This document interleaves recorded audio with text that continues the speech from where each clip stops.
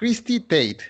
You are a Chicago-based writer, and you just wrote your first book, Group: How a Circle of Strangers Saved My Life.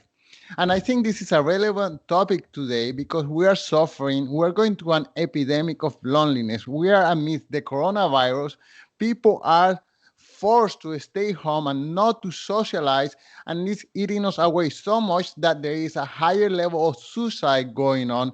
And of course, your book covers this topic quite well. Another subject that I would like to speak about is the stigma against seeking help. We live in a mature society, and to look for help is considered as weak. And this is another subject that you cover in your book. So, all that to say, Christy, welcome to the show. Thank you so much for having me. I'm really happy to be here.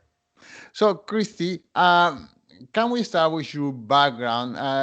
From your infancy, you were a little bit different. I mean, first of all, you were focusing on always being a high performer in school, and and with your family, you felt that you were not part of the pack. So, can we start there? How were you different, and why this focus on high performance, especially in school? That's a great question. I really did feel different from my family. I had big emotions.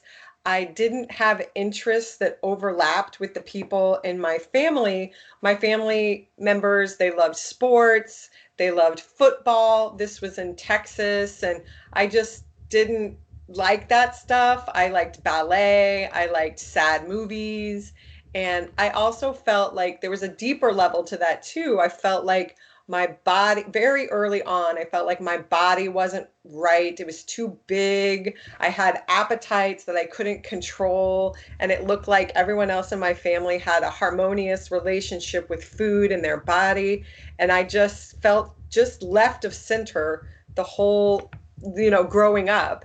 And I think what I did to compensate for my feelings of unworthiness or not fitting in or fundamentally feeling like I'm wrong, I wanted to paper over those feelings with really good grades, and you can get a lot of affirmation from teachers, and to be seen as a smart girl seems like a kind of compensation because I didn't see myself as beautiful or thin enough or blonde enough. I just didn't have I didn't meet the criteria for girlness or beauty. So I just decided I would be a person um who would go for good grades. And that just drove me relentlessly. And I tried to tell myself that would be enough for me to be a person who had a great transcript and a great resume and got a great job, and that would be enough. But then it turned out I was scared it wasn't going to be enough. And I wanted to get help before it was too late. Okay, but in your childhood, you are different. How does this feeling of loneliness? I mean, even different kids have friends. Like there is the group of the nerd kids, and they are different, but they are a group, and they are the nerds, and they are the sports kids, and they are the girls who care about the lipstick and fashion, and they are the tomboys. So how come among all these groups you didn't fit in any of them? That's a great point. And even growing up, I was surrounded by friends, but what was different about me was that I couldn't let them get close to me. There was something inside of me, and I didn't have any language for this when I was a kid. I felt like I couldn't be myself. I couldn't show them that I was scared or that I was um, afraid about food or that I wished I was skinny. And then soon, as late as young junior high, I had secrets about food, and that increased my sense of loneliness because I was hiding a lot. First, I hid all my feelings like jealousy. I was jealous of the other girls who were in my classroom, or I'd go to their house to play and I'd be jealous of how much money they had or how great their snacks were, and I hid all that. And then I started acting out with food, and eating too much and sometimes getting rid of it. And then I had secrets I was hiding, and that just increased my distance between people. So even if from the outside I went to the slumber parties or I got invited to go to, the birthday parties, the roller skating rink, and I would go there, but I had a feeling that I was still very far away from people and didn't know how to attach and just love and be loved. I didn't know how to do that.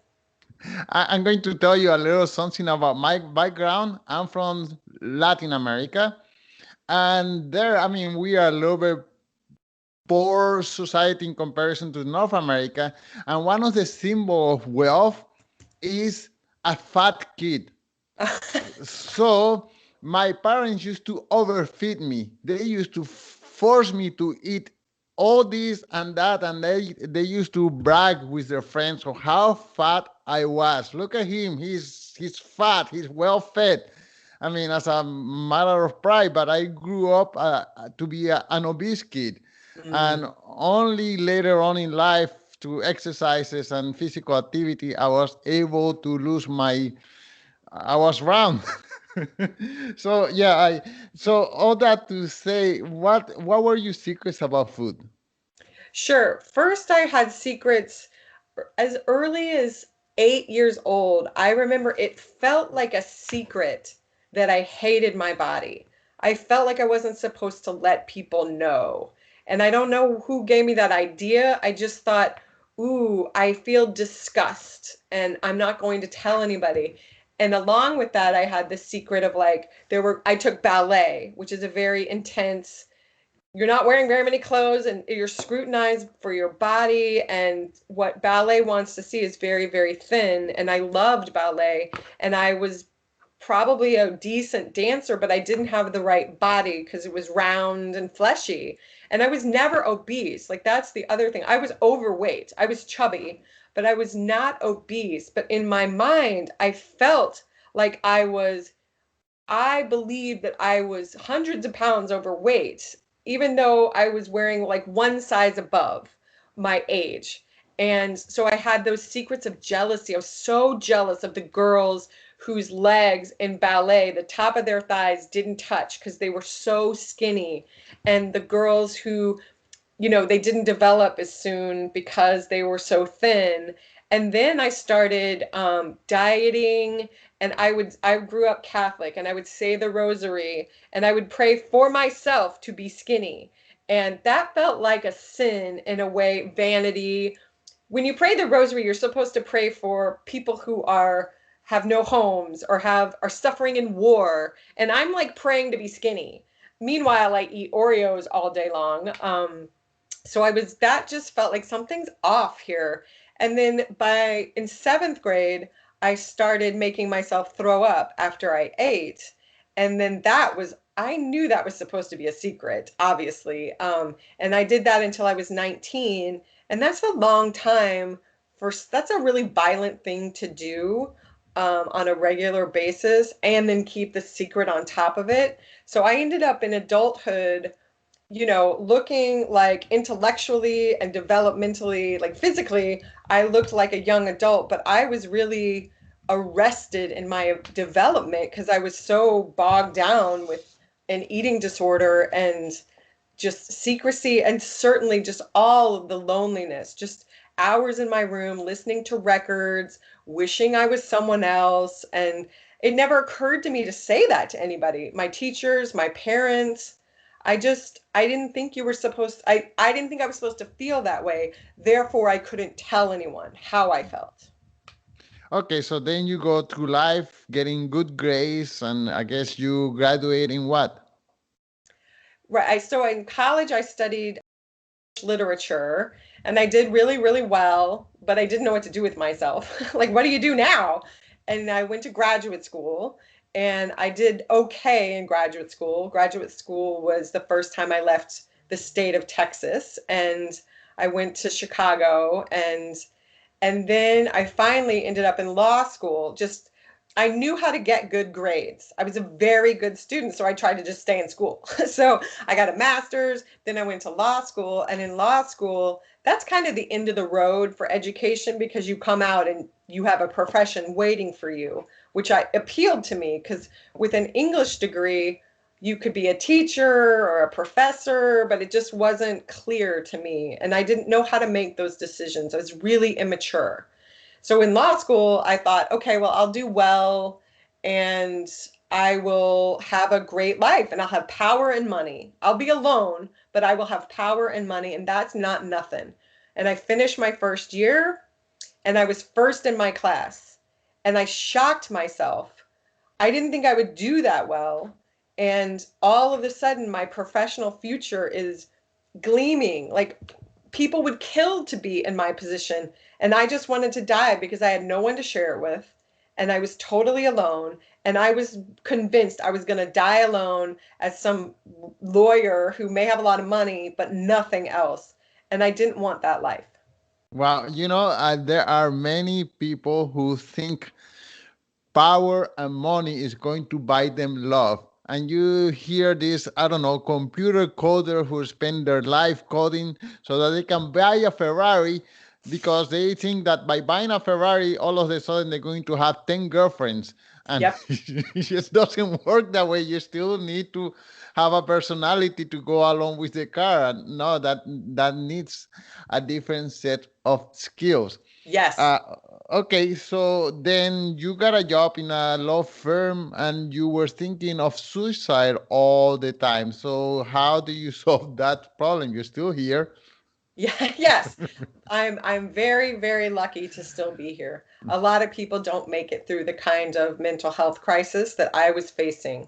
And I think to myself often, you mentioned the pandemic earlier, as soon as everything went locked down, and now I'm in a marriage, I have two kids, I have a really wide net of friends who I am very close to.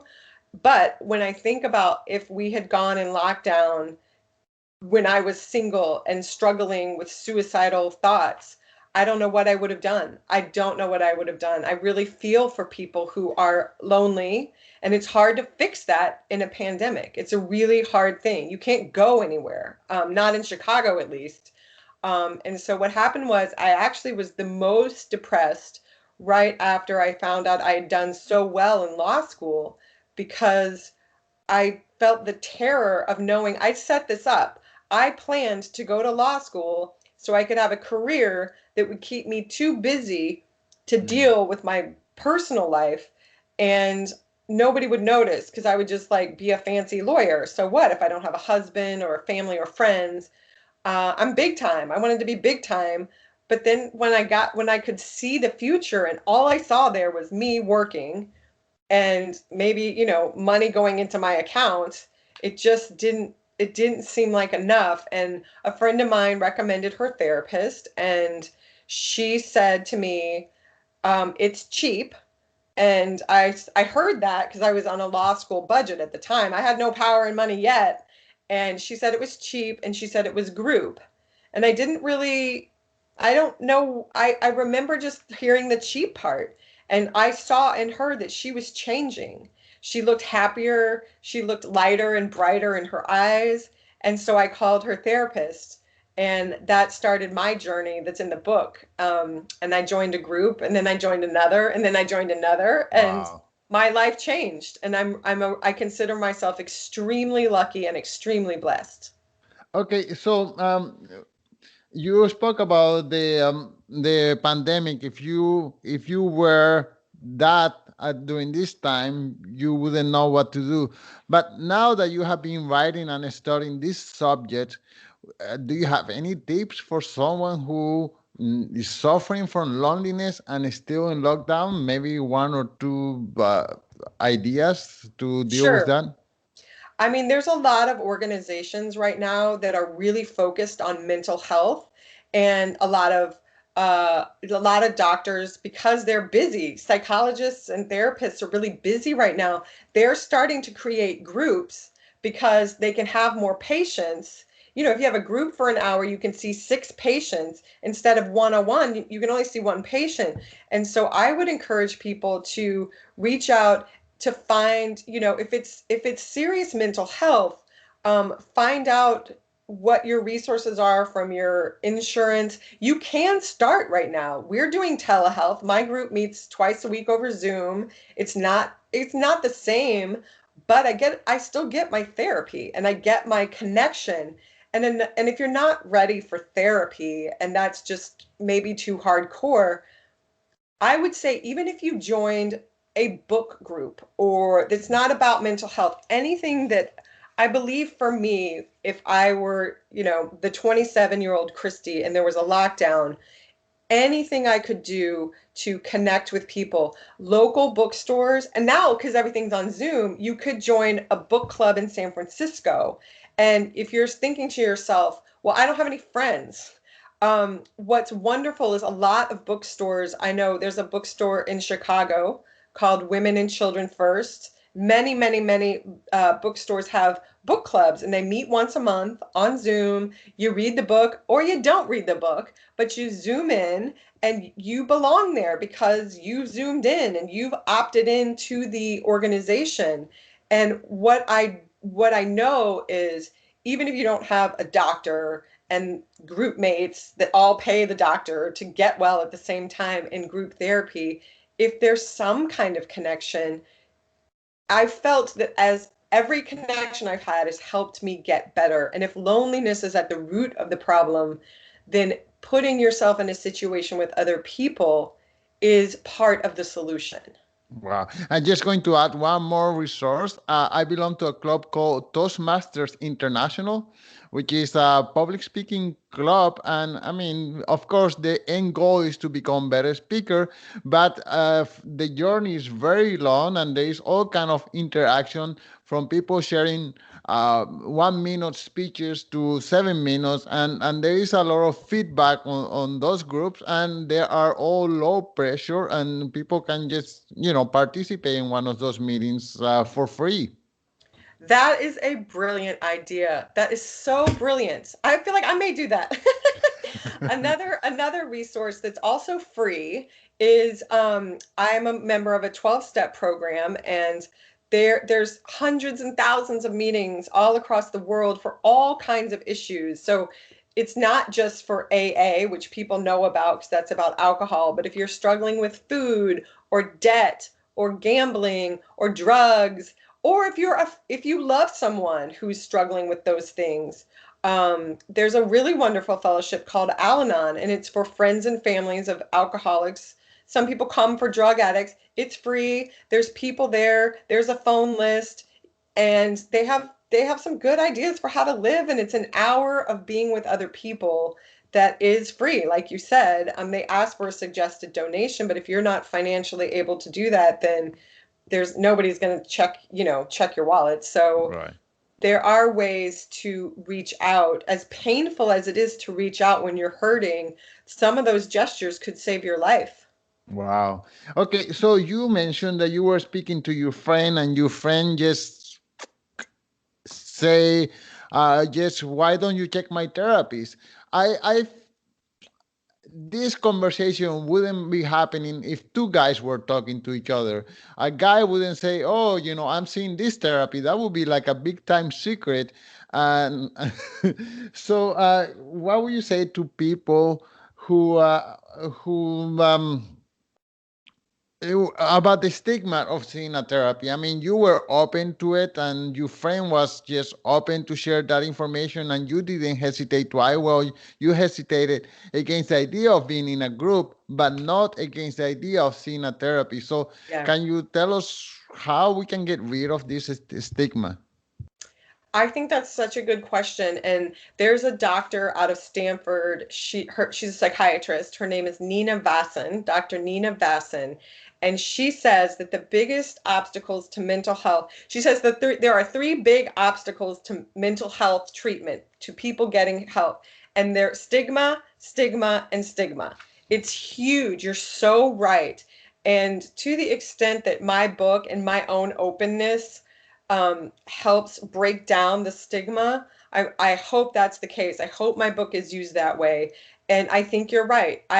I know lots of women who talk about mental health, and it's hard. I think you're right. There are different set of stigmas for men that might be more intense.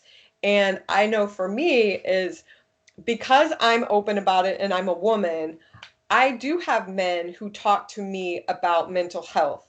And I don't know that they talk to each other. I don't know if men talk to each other. I think you're right.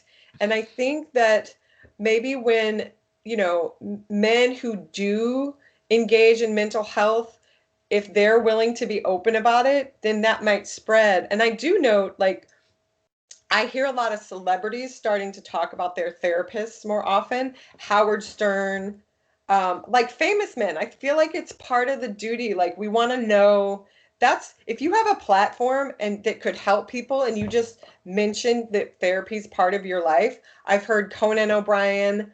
I've heard what's his name? Judd Apatow, the director, Howard Stern, David Letterman, and listening to people. I think even Kanye West has talked about some of his mental health struggles. And the more conversations that we have about this, the more it just gets normalized. Like going to the my dream is that people would talk about going to therapy the way they talk about going to the dentist or the gym. Like it's one of the many things I do to take care of my body and my mind.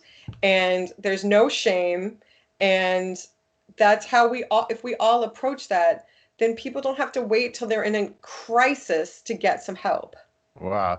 Okay, so you find this therapy, this therapist, and you go to the first meeting where everyone is revealing themselves, everything. There is no secrets. Can you tell us about that experience and how is it different from other experiences where people are more, I guess, private?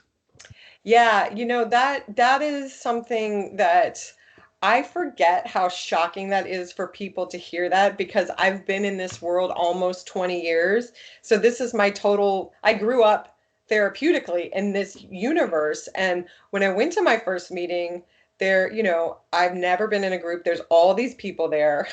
There was like five, but it felt like 20. And the doctor is there, and I'd met with him 3 times before the group started, and they started asking me about my sex life, and people were saying all kinds of things. And the startling moment for there was all startling, but one of them was one of the guys in the group started talking about someone in a different group, and he said her name, and he was talking something about her marriage, and I was like, oh my God, I was scandalized because I thought there were rules, and it turns out lots of therapy, maybe even most therapy, including groups, runs on a principle of confidentiality. And a lot of times, what I've heard since, over the years is that many doctors ask you to sign a contract with your group mates and you say, I will keep everything confidential. And another tenant that's very common, although it's not what I do in my therapy, is we will not have contact with group mates outside of the group. Those seem to be the two things that people, because I have the opposite of that. Like we talk about everything, and I've traveled the world with my group mates. Literally, I've gone to Russia with one of them. And so what I didn't understand, like why, and what I really respect about my therapist, many things, but his theory was that addicts, and I consider myself an addict because of my eating disorder, and people who grow up with a lot of secrets and who have a lot of rules in their head about I can't say this, I can't say that, that keeps them very sick and stuck in shame. And secrets are shame. Secrets are ways to hold shame. And it's a toxic process. And so he was not going to impose on us any rules about confidentiality. But I didn't realize until maybe a little bit later that means if I go into a group and share about my sex life, somebody could talk about it. They could talk about it in a different group, they could talk about it with their spouses. And I had to really grapple with that and get comfortable with that. And I decided like every therapeutic model has pluses and minuses, and the this was the explicit bargain on the table. It's like you think you want privacy, but the way that I was using privacy might have kept me sick. And so if everything can just come out, it can just come out, and there's more freedom because I didn't grow up with that sense of freedom, then maybe it was worth trying. And I haven't had any, it's not the case where anybody ever called up my boss and said, "Do you know what Christie Tate did?" The people who are in the therapeutic community, it requires a lot of trust and faith, and it has been worth it for me. But I get that that's not for everybody. Some people, because of their own trauma or their own history, they need the privacy in a way that I didn't. Wow, that's okay. So you are going through this therapy. Um, you are thinking about suicide or how to end your life or how someone a random bullet will hit you. And can you tell us about the process of your healing process from the first meeting to when you began to feel that you are accepted that maybe suicide is not the best option for you? Yeah, I think I think that the first phone call when I said, I just left him a message. I think that's right when I started to heal, because that simple action of leaving a voicemail, I left Dr. Rosen, that's not his real name. I left him a voicemail at 9 o'clock on like a Thursday night. Um, I knew I was signaling to myself, I want to live. I want to get through this. And some part of me was still just as lonely and as afraid of the future and this terrible life I'd built where I was only going to have work. But there was like a life force in me that was willing to crawl towards Dr. Rosen. And when I went to group, the first time was so scary and so startling, but it made me really curious and I wanted to go back. And so this is kind of a weird reason to stay alive, but I was like, well, I want to see what happens next week. There was something about it that felt like a TV show that was like, what's going to happen to these people? And one of those people was me. And Right. so that was immediate. But I also, even though I was curious and I thought my curiosity would keep me alive week to week, I I didn't believe it was going to help me. I didn't believe it was going to give me the things that Dr. Rosen was just assured me. You're going to get married. You're going to have tons of friends and have babies. And I was like, those were big promises. And I didn't believe them. But when I got into group, he started making suggestions to me about ways I could connect with group mates, like to call a group mate every night and tell her what I ate. And then shortly thereafter, I couldn't sleep. I was having insomnia. And he said, call a group mate and ask him to give you an affirmation before you go to sleep. And I always thought that therapists just gave you trazodone and gave you a pill and sent you on your way. And that's just not what Dr. Rosen does. Every single prescription that he gave me was not for a pill. It was for an action to take on a daily basis to connect me to people who were invested in my recovery. And I think probably 3 months in, I realized something cool was happening. I was starting to attach to the people and the process and Dr. Rosen. And that's what I hadn't ever known how to do before. Wow. There's a quote on the book that says, "You don't need a cure, you need a witness." And I think that's what we all need. I mean, even all these high flying entrepreneurs who are earning millions of dollars, the Elon Musk or the Steve Jobs, everyone needs a witness of their life and someone to affirmate that yes, they are more than the pack of money and achievement and success that they Yeah. have. They are also a person. So that was a very touching line in your book. That to me is I can't believe he said that so perfectly. It's like it's so true. And I think what people get wrong, including me, about mental health is I want a cure. I want the bad feelings to go away. I want the pill. I want the exact steps I need to take to be happy and to never go back to darkness. And I think for me, my process showed me that true change and true transformation was never going to take away all the pain. And what I really needed was to let people be with me in my pain, in my mess, in my self-pity, my secrets, my self-sabotage, as well as in my joy and my successes. But when I let them in, I got something so much better than a pill would have ever given me. Mm. Um, and so it's easy to think, this is the other misconception about mental health, that if you're not well in 30 days, you're doing it wrong. You need a new doctor, you need stronger meds. It's like, it took me a long time to get what I wanted and to straighten myself out in relationships. It took a long time, and I wasn't failing all those chapters in the book leading up to me getting what I wanted. I wasn't failing, but I had a lot of growing up to do, and I had a lot of pain to work through. And that just can't be rushed. It couldn't for me. And so if somebody else is listening and they don't have what they want and they've been at it for a while, I see you, I hear you. And it doesn't mean you're not working really hard, and it doesn't mean the process isn't working. It just sometimes it takes a while. And when you say it takes a long time, I mean, and definitely not 1 month or 3 months, but what are we speaking to? A year, 5 years, 10 years? Right. So I came in, I started with Dr. Rosen in 2001, and I told him he had 5 years to get me good relationships. And I meant a boyfriend, and I meant best friends, like people I could just go over to their house without all my makeup on, or, sit on the couch and just watch TV with my zit cream on. And so I started in '01.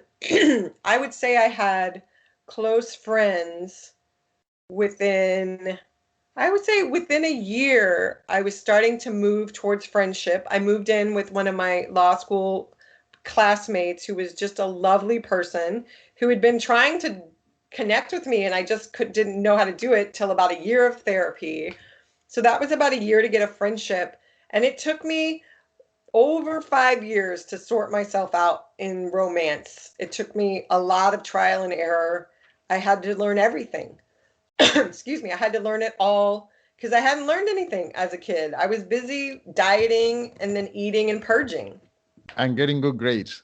Oh, yeah, exactly. And studying. Like in law school, there's a lot of fun to be had in law school. And I remember like everybody was going to a St. Patrick's Day parade in Chicago. It's a big deal. It was like March 17th, and everybody was going. It was a Saturday. It's not near finals time. We were right around spring break. There's no reason I couldn't have gone. And I got swept up in the crowd and I went with them. I stayed about 15 minutes. Then I got back on the train and I went to a coffee shop and I studied for like 5 hours. It was totally not necessary, but I was just scared of people and didn't know how to do it, and was thought, well, I'd rather just get good grades. It just seemed Wow. easier. Wow. When I was to college, I had a lonely life as well because I came here as an immigrant and I didn't have money. I lie and I say, yes, I can afford education, and I couldn't. So I had to go to school during the morning and work at night. And I didn't have any friends. I didn't have any life. I couldn't go to events like that because I was I was cleaning toilets. So Yeah, that's hard. it was hard not having friends. Did you have family here, or were you alone?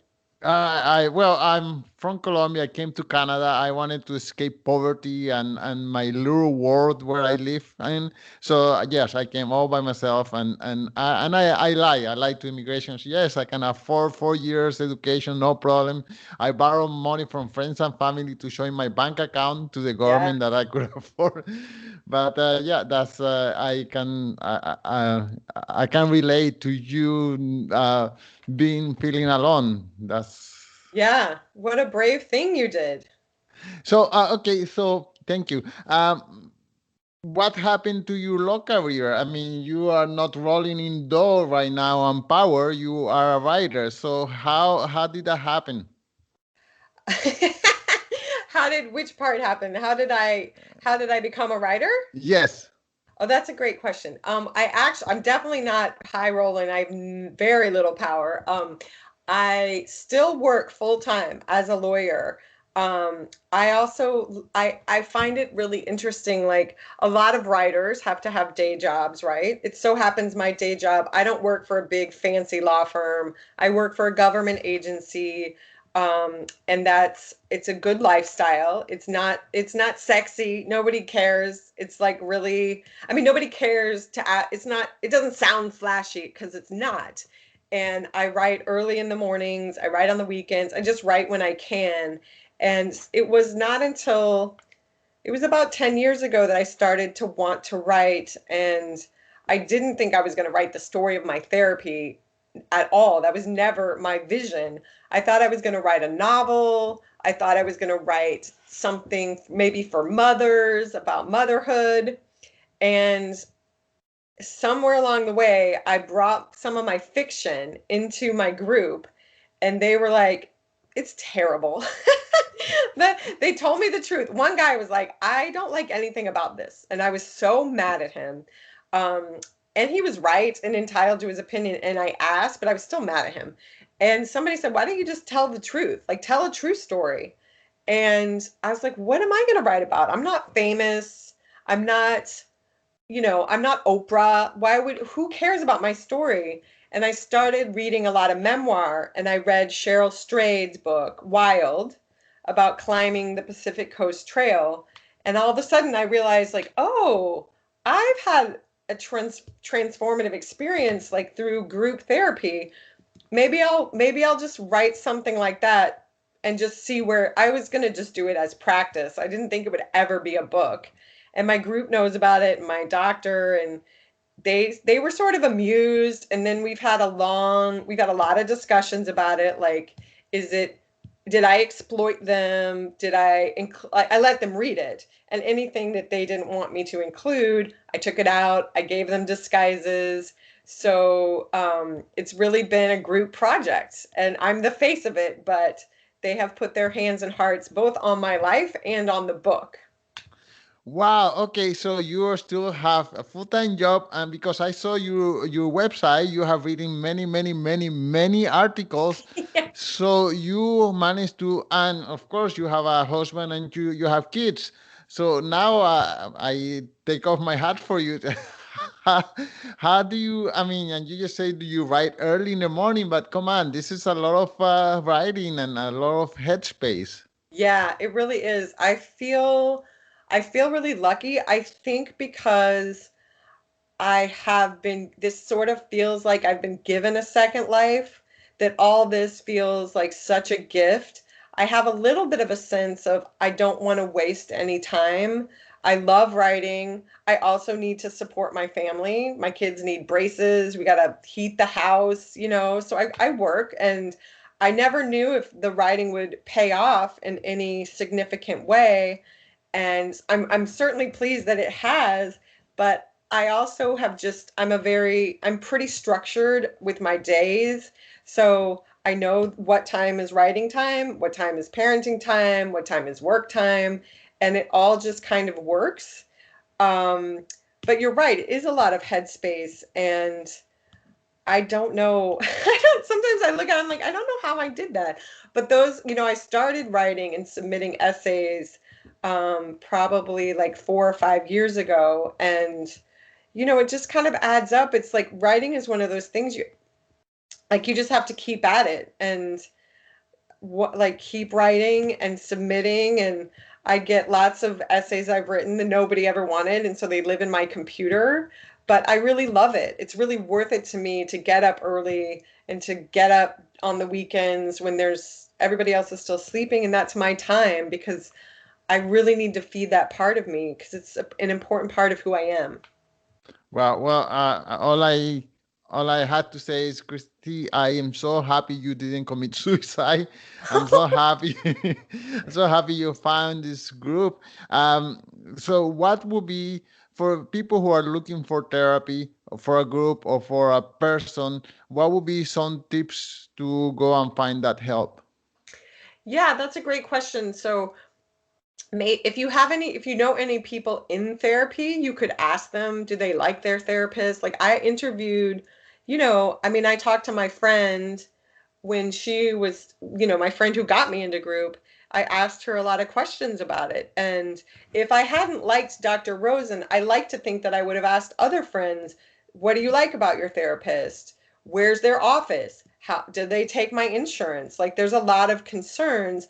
And so if somebody wants to find a group, I would ask around people that you know who are in therapy. Do their therapists do groups? And there's a great resource. It's called the American Group Psychotherapy Association. And they have an incredible website, and it's like they get together once a year. It's like a group of like thousands of group psychotherapists. And I think it's also social workers, some are psychiatrists, psychologists. Like it really spans the gamut of expertise or what kind of training they had. And I would check out that website, and, you know, there's people in my group who found Dr. Rosen in the yellow pages, like just in the phone book. Like this is back in the day, right? Because now we all have the internet, but just paging through, found him. And so I think there's some magic about finding a therapist that if you take a little bit of effort, you call a few therapists, like, on the phone, right? If you're having a conversation with them, they don't seem to be listening. If they don't seem nice or kind or attentive, or they trigger you, maybe that's not the right one, but there may be another one. So it's kind of like, I guess I would want the message to be, it's okay to have to shop around. And more therapists, from what I understand, are doing groups because it's good for them and it's good for patients. And so I think asking around, or even if you're involved in a church, clergy, I believe, know about mental health services, or call the local hospital. That's another good one. Call a clinic if there's a hospital. There's a couple of doctors in my groups through the years, and they were psychiatrists who did groups as well. And if you call a clinic, psychiatric clinic or hospital, they can give you resources because they have every reason to want you to get the help you need. And groups really work in a clinic setting. So that would be a great place to start. Well, okay, you have given us a lot of information. We're about to finish the interview. I wonder if there's anything that I neglected to ask you or that you would like to add. Oh, that's a good question. Somebody asked me the other day, what do you say to people who think that therapy is self-indulgent? And I like that question because it seems it gets back to our earlier conversation, right? Like, and what I would say about that is, I think that I don't agree that therapy is self-indulgent. I think that not getting the help you need is a way to be something so much worse than self-indulgent. That's a way to be toxic to yourself and to others. I can speak for myself. When I didn't get the help that I needed, I was borderline suicidal. I was an absentee daughter, friend. I wasn't a mother yet, thank goodness, but I couldn't attend to my relationships. And I was way more selfish then than I am now that I'm a connected, healthy person. So what I would say is, it's not self-indulgent to go to the dentist or the gym. So the idea that going and just talking about your problems is as self-indulgent is, I think that's a toxic idea in our culture that we would be best to leave behind. Wow, amazing. Okay, Christy, the last question is, please tell us one more time the title of your book, where can people find it, and where they can follow you. Sure. Thank you again for having me. This has been such a great conversation. The book is called Group: How One Therapist and a Circle of Strangers Saved My Life. It's a memoir. You can find it at any bookstore, any local bookstore. It's also, you can look on the Simon & Schuster website. It's also obviously available at Amazon. However you feel about wherever you shop, the book should be there. And I love to connect with readers. My website is ChristieTate.com. I'm also on Instagram, and I guess my Instagram name is at Christie O. Tate. I will put it in the show notes. Christy, thank you so much for your time.